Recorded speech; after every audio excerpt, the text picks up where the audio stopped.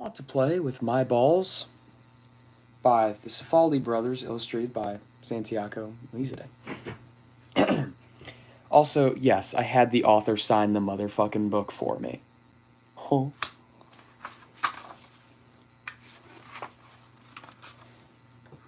Hey, Louie, do you want to play with my balls? Sure, Chuck. I can... Fuck me.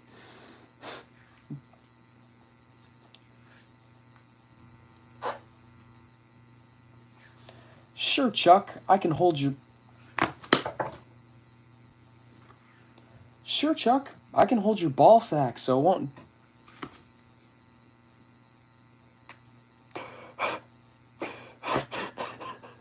Fuck.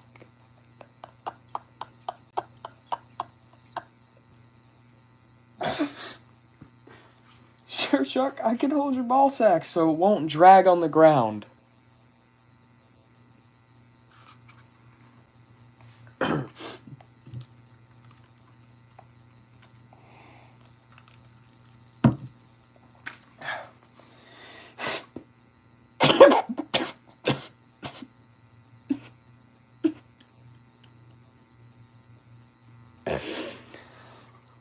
Wow, your balls are so big, I can't even fucking do this.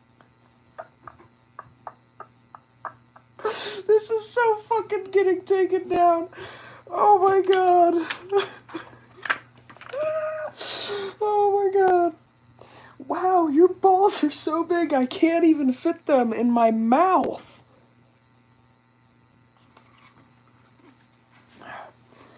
My mom's always yelling, Louie, get those balls out of your mouth before you choke.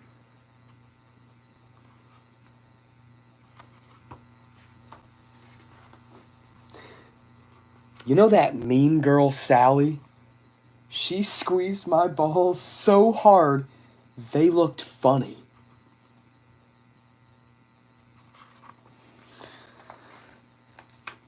Yeah, well, when I play with Sally, I always end up with blue balls.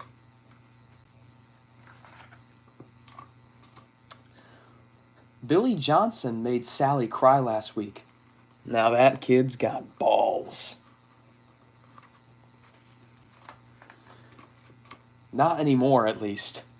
Yesterday, Sally kicked Billy's balls so hard he even lost one. You can see there's the ball flying right there. Look, Louie, your dog is licking my balls. There's the dog licking Louie's friend's balls right there. You can see.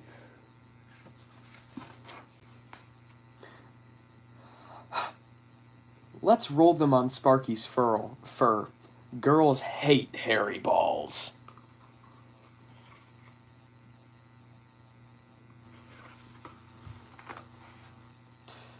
You know, Chuck, if we show Sally our hairy balls, she'll scream for sure.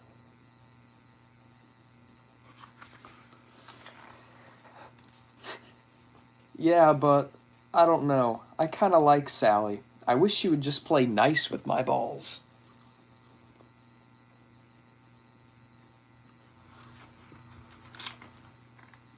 Yeah, me too.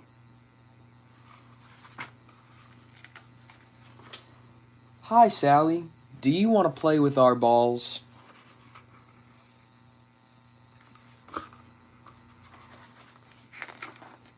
Sure, but only if I can play with both of your balls at the same time.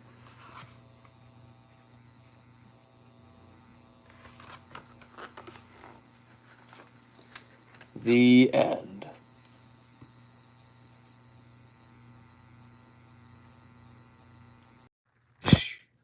Off the coast of India, deep in the Andaman Sea, there's a small island. It's lush, green, and surrounded by turquoise waters. Almost looks like a perfect paradise. But it's anything but that. This is the North Sentinel Island, one of the last untouched places on Earth. The people who live there, the Sentinel, insert the proper word here. They are one of the world's few uncontacted tribes, which those of you who don't know, it is they are off the grid. There's no contacting them. They have their own laws. They're not associated with the outside land. They've been living there for up to 60,000 years, completely isolated from the rest of our civilization.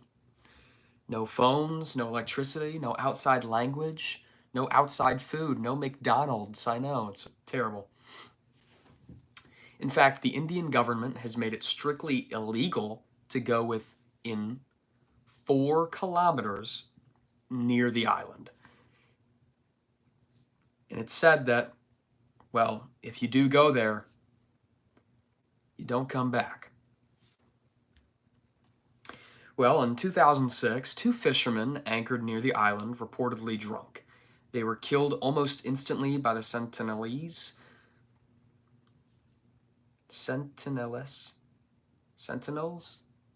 I don't know how to pronounce it, I'm sorry.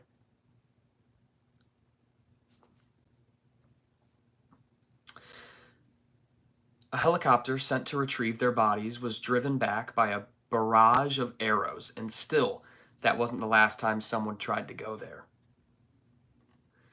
In November of 2018, a 26-year-old American named John Allen Chau felt called, literally, to bring Christianity to the Sentinelese. He believed it was his divine mission. He trained for months, learning emergency medicine, studying linguistics, even practicing how to survive off the grid.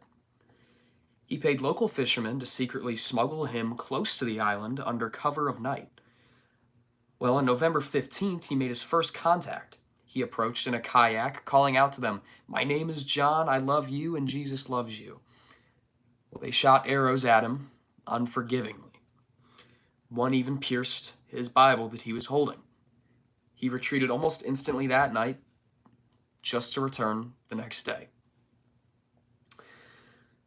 On November 17th, 2018, those fishermen were watching from a distance as John Chau walked toward the island once more.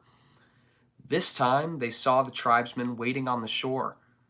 They saw the confrontation, and then they saw John's body dragged away. John went missing, and there was no sight of John.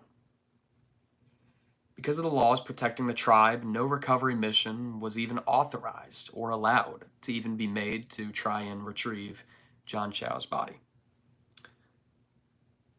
John Chau's body is still on the North Sentinel Island to this day, and he is still reportedly missing.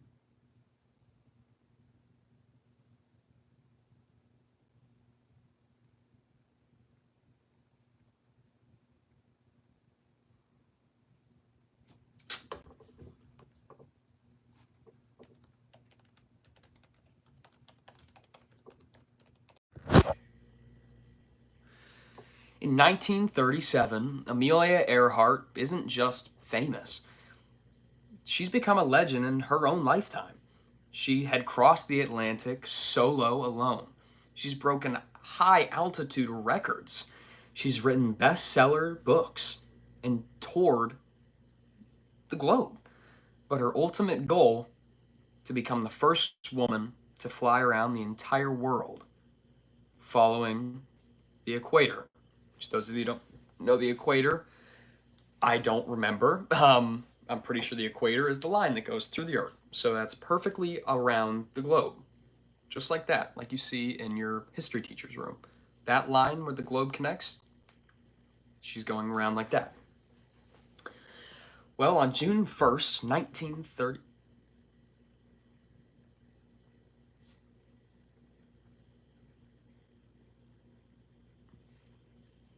Well, that was really weird. My guitars all decided that, like, when I said something at a certain pitch, they all started ringing, and it was weird in my ear.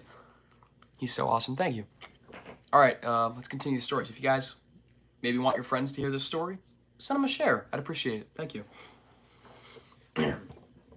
On June 1st, 1937, Amelia Earhart departs from Miami in a Lockheed Electra 10E with Mr. Fred Noonan, a world-renowned navigator.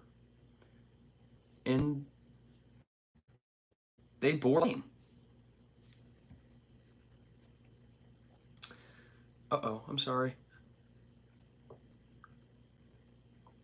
The flight goes perfectly normal. Nothing wrong. A great time to break this record. The flight is smooth as can be.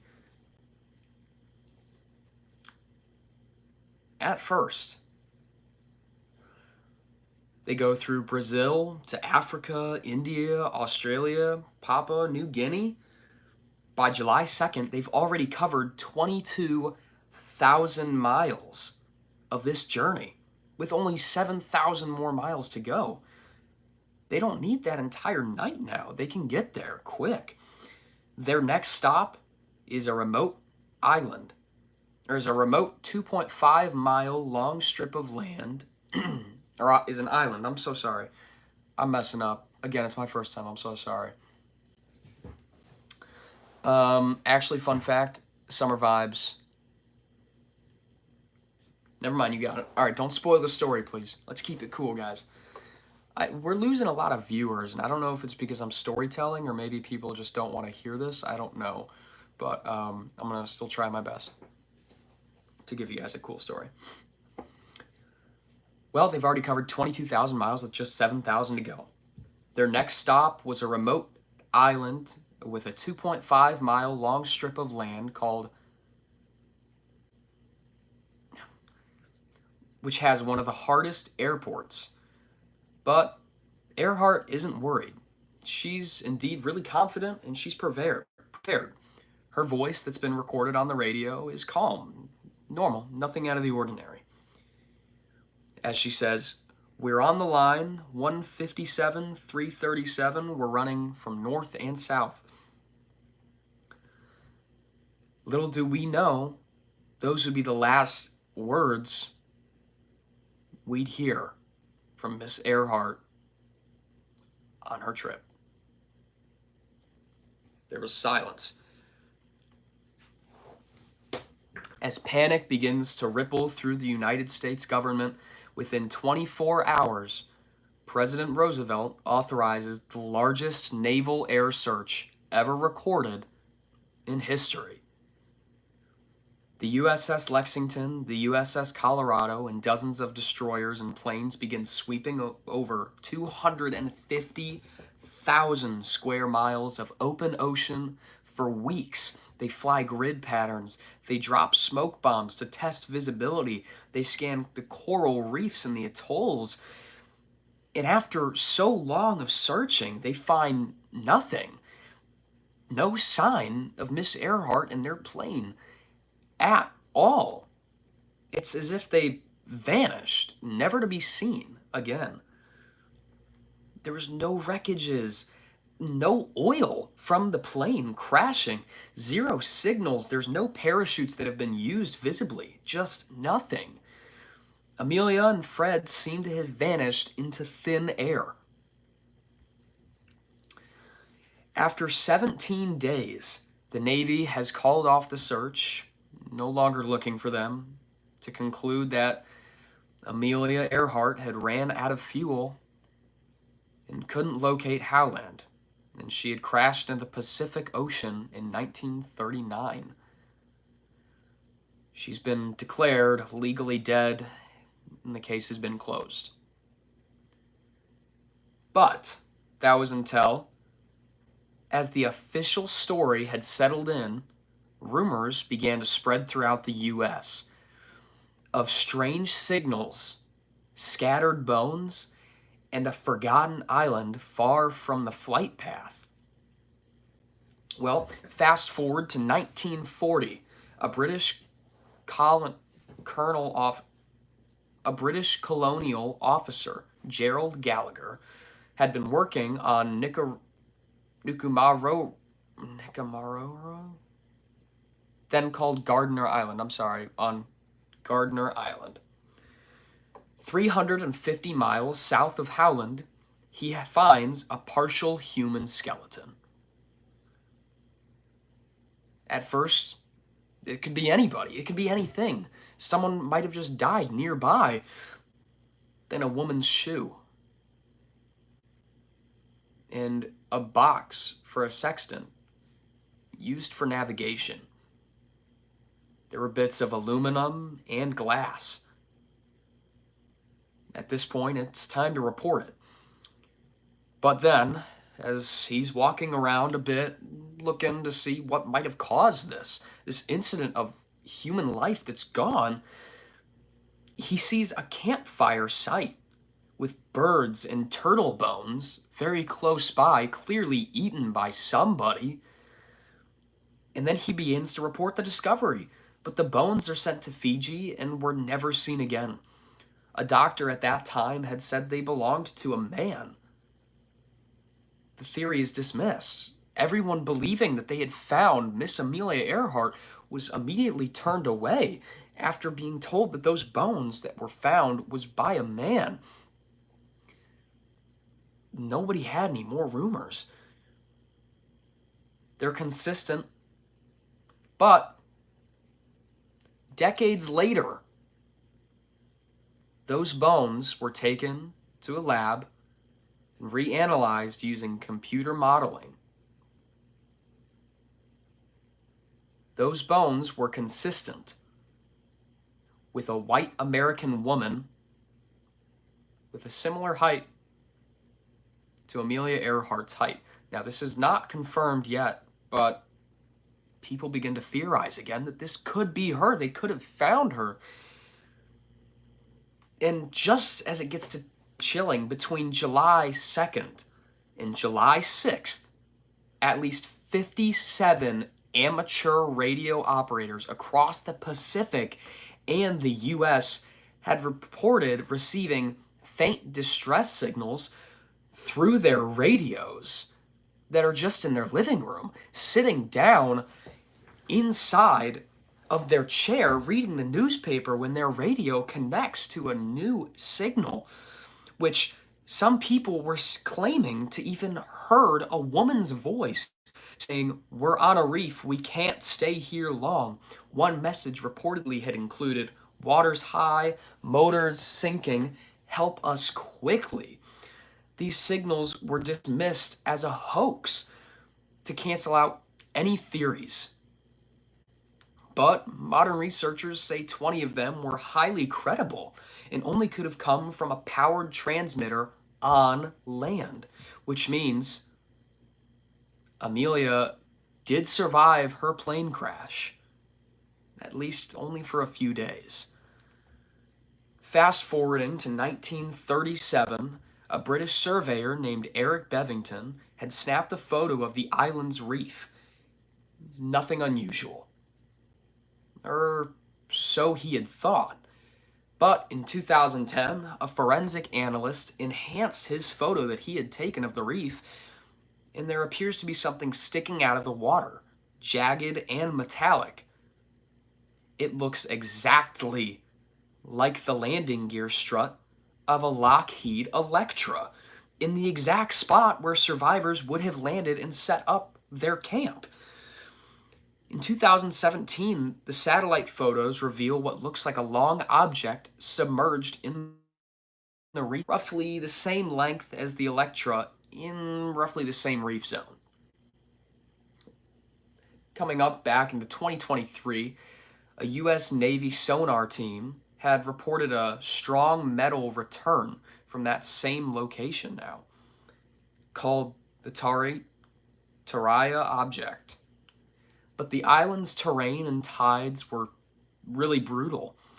Decades of storms had hit the land, earthquakes, sea levels rising have likely buried or broken apart the wreck. So it's not, you might not find anything. Still, the evidence, though, keeps on piling in this story. Skeletons of the birds and turtles that were cut and looked like a castaway would cut into these animals to eat them, to stay alive. The women's cosmetics, a zipper of a 1930s American design, a compact mirror. And most chilling thing that they discovered was small fragments of a glass bottle from Dr. Barry's Freckle Cream, a skin product that Amelia Earhart was known to use a lot. In 2025, a joint team from Purdue University, Amelia's alma mater, and Ally are returning to Nikumaroro. This time they're using underwater ROVs, which stands for remotely operated vehicles. They're using ground penetrating radar signals, DNA samplings from the site, and full-scale aerial drone mapping. They're scanning the island. The goal is to find the Taraya object, locate possible human remains, if any, and once and for all prove Amelia Earhart didn't crash and sink. She crash landed and survived.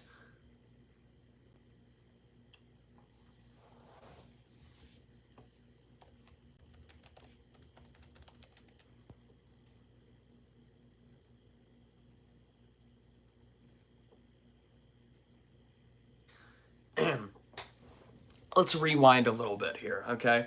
So Nikumaroro, the desolate coral atoll many believed was Miss Earhart's final resting place. It's about 350 miles southeast of Howland Island, as we remember, in the middle of the vast Pacific. The island is uninhabited, ringed with sharp coral reefs that would cut your feet up pretty bad if you were to walk there. Baking under all the restless sun, but what it lacks, there's no human civilization there. It instead is inhabited to a very cool species of crab known as the coconut crab. And the locals that live around the island call them robber crabs, and for a good reason. They are the largest land-dwelling arthropods on Earth. That is crazy. These giant crabs can grow over 3 feet across and weigh up to 9 pounds. They climb trees, and their claws are so powerful, they can crack coconuts with just their grip. Hence their name. And they can rip apart small animals, and they can shatter bone. Nikumaroro is infested with these crabs. They are everywhere. Every turn you take, they're there. Well, between July 2nd and July 6th, 1937, amateur radio operators all over the Pacific reported hearing those distress signals from Amelia's plane. In the messages that she reportedly had said, "We're on the reef, send help quickly, we can't stay here long." Back to what she said earlier. If those signals had been real, and experts believe at least 20 of those signals were believed to be true and confirmed that Earhart may have survived the crash, she landed on Nikumaroro's reef and was stranded there for days, maybe even weeks, with no communication other than those distress signals that she was sending out, hoping for someone, anybody, to come and save her. Which leads into the most terrifying part. One of the biggest theories that researchers believe may have happened after her crash. After landing safely on the reef, Earhart and Fred Noonan would have looked for water, food, shade, anything they can use to build a shelter, to navigate, to look through this island, to keep them alive. But the island had no fresh water. They were in a salty ocean. You can't drink that. And the heat was just badgering. It was relentless. Couldn't stay away from it. It was hard to beat. You needed water.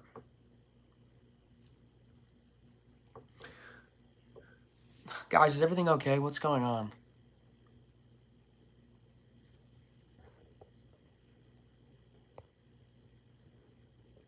I want to tell this.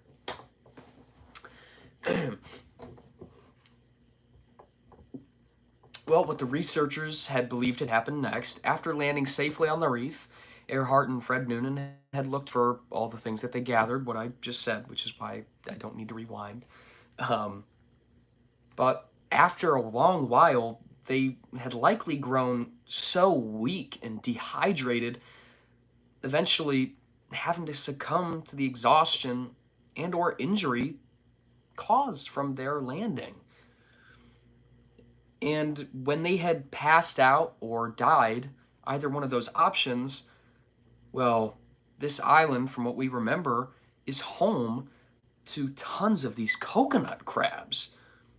Breaking bones, being able to crack coconuts, break apart small rodents, big rodents.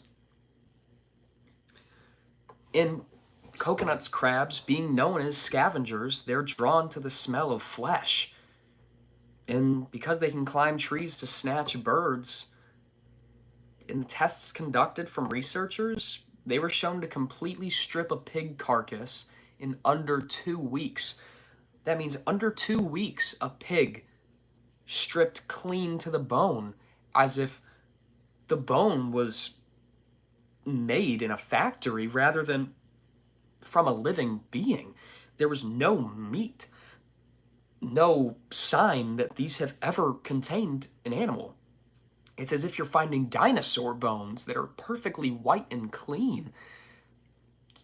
It is insane to look at. Just imagining that picture in your mind. It's like a cartoon cleaning a bone dry. Under 2 weeks. That is insane. And because pigs are very similar to humans, they wouldn't be very different in the time being. Forwarding into 2007, the TIGHAR team, the International Group, or the TIGHAR team, which stands for the International Group for Historic Aircraft Recovery, had conducted a now famous experiment. They placed a pig carcass about the size of a human on the island that they had allegedly crashed on. Within minutes, coconut crabs had swarmed it. Within 10 days, the pig was gone. Flesh, organs, everything was just stripped clean. The bones were scattered into the underbrush, dragged into hundreds of small burrows across the island. And overall, this experiment had given us a really chilling explanation, which appears to be why we've never found Amelia Earhart's body.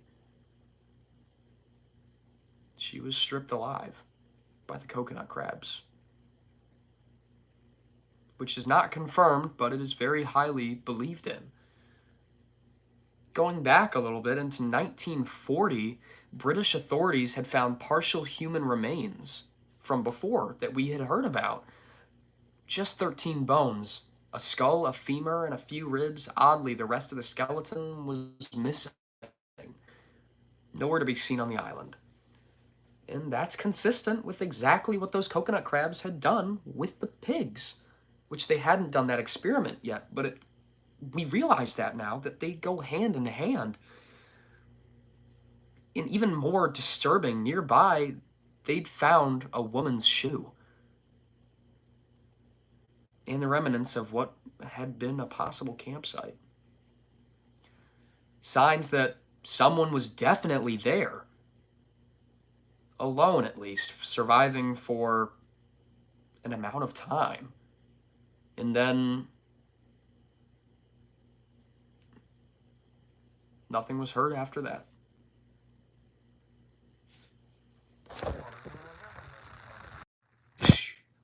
Off the coast of India, deep in the Andaman Sea, there's a small island. It's lush, green, and surrounded by turquoise waters. Almost looks like a perfect paradise. But it's anything but that. This is the North Sentinel Island, one of the last untouched places on Earth. The people who live there, the Sentinel, insert the proper word here. They are one of the world's few uncontacted tribes, which, those of you who don't know, they are off the grid. There's no contacting them. They have their own laws. They're not associated with the outside land. They've been living there for up to 60,000 years, completely isolated from the rest of our civilization. No phones, no electricity, no outside language, no outside food, no McDonald's. I know, it's terrible. In fact, the Indian government has made it strictly illegal to go within 4 kilometers near the island. And it's said that, well, if you do go there, you don't come back. Well, in 2006, 2 fishermen anchored near the island, reportedly drunk. They were killed almost instantly by the Sentinels. Sentinels? I don't know how to pronounce it, I'm sorry.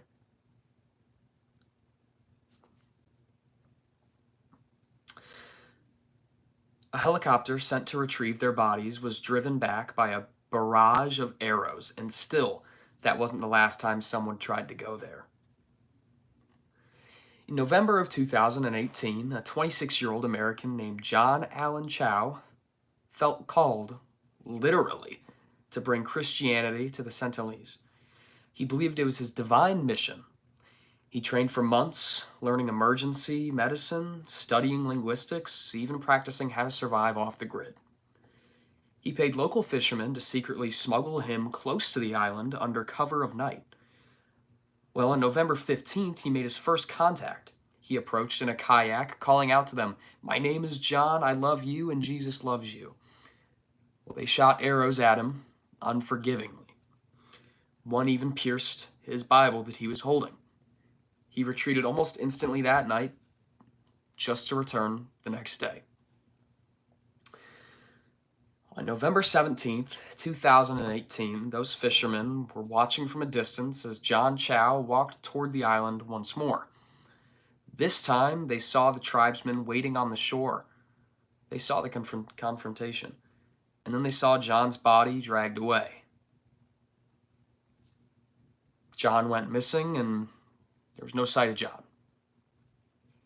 Because of the laws protecting the tribe, no recovery mission was even authorized or allowed to even be made to try and retrieve John Chau's body. John Chau's body is still on the North Sentinel Island to this day, and he is still reportedly missing.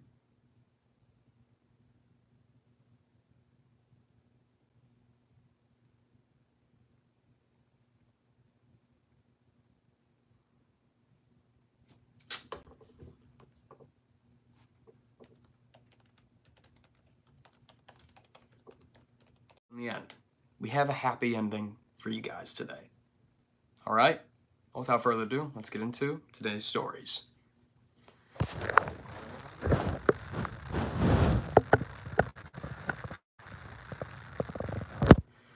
Just 20 miles off the southeastern coast of Brazil, there's a small forested island that you won't find in any travel brochures that anyone can offer you. My camera's very dirty, so I'm going to wipe that off. Ilha de Queimada Grande, or what locals call Snake Island. On satellite images, it looks like a peaceful little patch of green in the Atlantic Ocean, roughly the size of 25 football fields.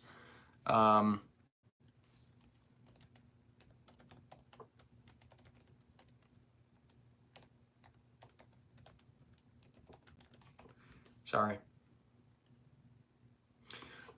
Which, for those of you who don't know, transfers to 1.4 million square feet.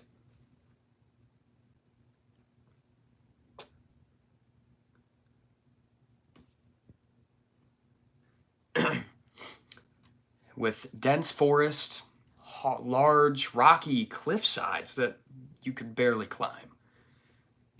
Beautiful beaches, yet nobody lives there. Nobody visits, and for good reason. Because this island is infested with an animal that almost feels made up. The golden lacehead viper, which is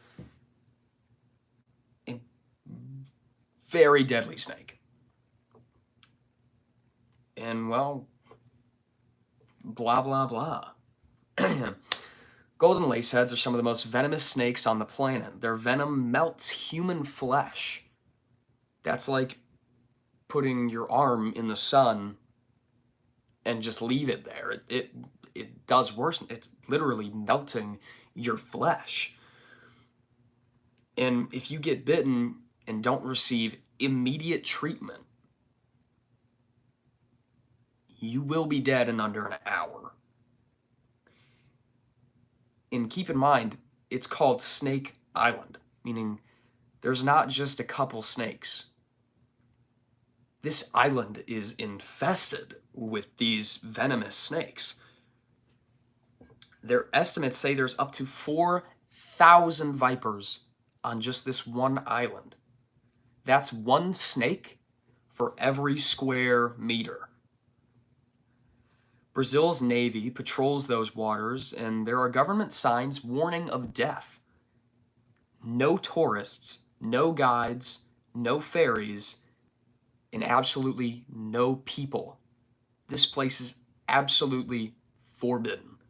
Even scientists can only visit with a military escort and heavy protective gear, and only a few are granted that access each year.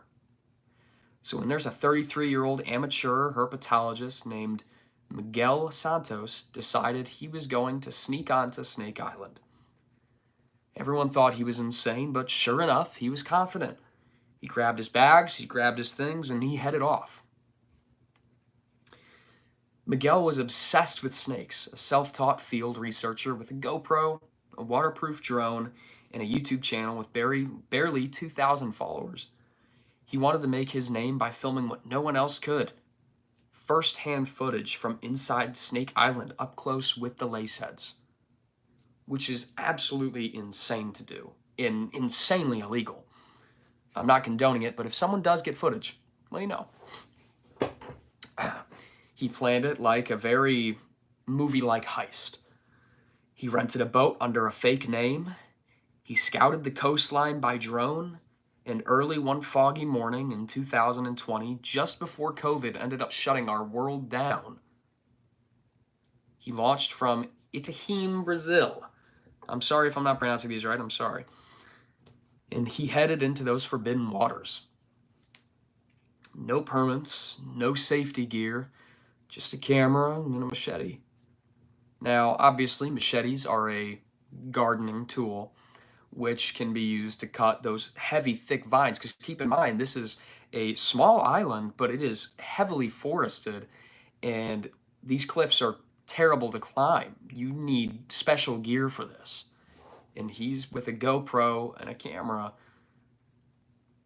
and just a little bit of gear. So you need a machete to cut through these thick vines. It's very harsh. So he saddles up, he hops on his boat, and he sails. He's sailing for what could have been hours, and by the time the island appeared out of the mist, Miguel's adrenaline had already kicked in. Feeling a little nervous, a little bit of hesitant, but he's still going. He slipped on the gloves and the snake gaiters, turned on his GoPro, and paddled a rubber dinghy to shore. There were no guards, no helicopters, just the birds, the wind, and silence. Well, as he stepped onto the beach, the jungle in front of him looked still beautiful, with lots of vines, lots of growth. No really snakes in sight yet.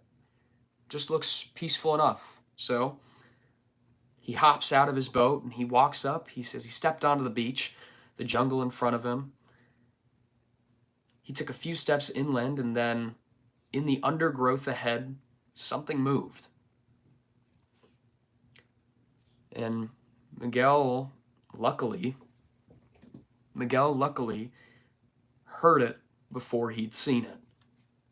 A quick, dry hiss, the kind of sound that doesn't belong in wind or waves. Well, he stopped. About 10 feet away, coiled on a mossy log, was a golden lacehead. Long, golden brown, its head shaped like a spear, its long, lengthy body. Miguel whispered into the camera, "This is it. This is the one. Oh my God, it's just watching me." He didn't move. He just crouched down, got in position, started filming, heart pounding, adrenaline rush, the excitement. But what he didn't realize is that golden laceheads don't warn like a rattlesnake does. They don't care if you're afraid. They strike with zero hesitation.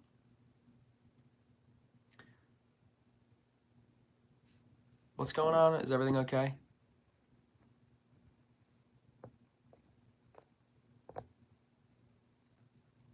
We all good, guys? I can continue the story. I'm sorry. Job storytelling. It's my first time, and I'm kind of excited, so I'm looking forward to this. Okay, we'll start back a little bit. As Miguel was moving onto the island, he luckily had heard, before he'd seen it, a golden lacehead viper. Long, golden brown, its head shaped like a spear, the long, lengthy body. Miguel had whispered into his camera, "This is it. This is the one. Oh my God, it's just watching me." He didn't move, but he saddled up, crouched down, got in his position, started filming, his heart pounding, his adrenaline through the roof. The excitement is just pulsing through his veins. He's about to get a great discovery, and he could blow up. This is his big moment. But what he didn't realize is that golden laceheads, they don't warn like a rattlesnake does by shaking its tail. In fact, they don't care if you are afraid. They strike with zero hesitation. They go right for it. But what Miguel missed was one he didn't see right behind him. It wasn't any warning, just a flash of movement right behind his knee on his right side. Then a pop, like someone snapped a rubber band into his flesh. Pain already starting, the intense burning as it began to rise up his leg. Miguel spun around and saw it. Another viper slithering back into the brush. The venom worked fast. His calf began to swell and blister. His heart had raced. His adrenaline, he almost didn't feel it. As his vision began to blur, he knew what came next. Necrosis, vomiting, convulsions. He had maybe 45 minutes to live. Miguel had ran. The branches are whipping at his face as the jungle seemed to watch him from every angle. There were snakes in the trees, under the rocks, coiled along the path that he just walked through. They were almost, he felt, chasing him. He was scared. He had very limited time left to live, and he was worried, rightfully so. He crashed onto the beach as he ran there, barely able to breathe, and then collapsing into his boat, trying to get out of there as he paddled blind with no direction, his limbs going numb. He began to vomit. He vomited once and felt it again, and by the time a fisherman was taking a boat and saw him, hours later, drifting toward the mainland, to the fisherman, he looked like he was dead. There was no movement. He was barely conscious. So the fisherman approaches on his boat and picks, I'm sorry, I forgot his name. I'm so sorry. And picks Miguel up onto his boat to help transport him, barely alive. And the long ride back, all the way till he got to the nearest hospital. And shortly after arriving and receiving medical attention, doctors confirmed that indeed he did get bit by a golden lacehead. He was stabilized in Sao Paulo's largest hospital, 2 days in the intensive care unit. He had lost partial use of his leg that was bit for months. No moving. It was hard. You have to regain all of that back. And sadly, all this seemed like nothing. His footage was lost because of the seawater damaging his GoPro. all his footage was lost. There was nothing documenting his history on that island. It was just his eyes seeing it.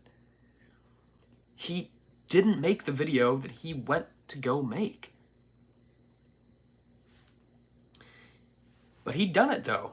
He'd gone to the one place no one was ever supposed to go, alone, and came back alive. Barely. That's a crazy story. And if you guys are curious, Snake Island, thousands of years ago, the sea levels were rising and cut Snake Island off from the mainland Brazil that it was once connected to.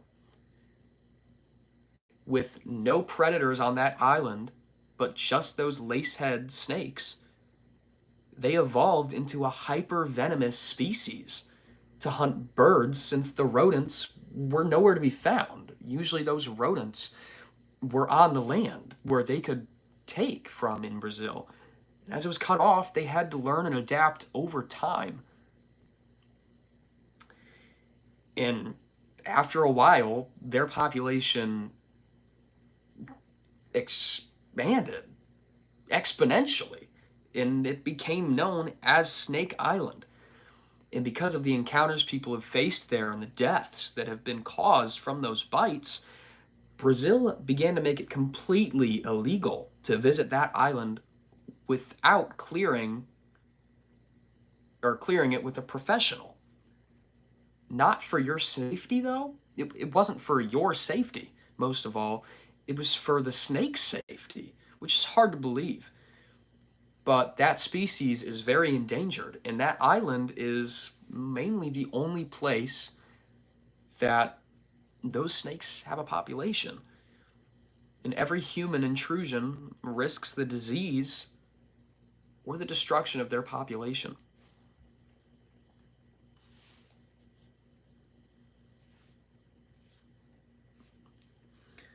Thank you. I'm trying my best.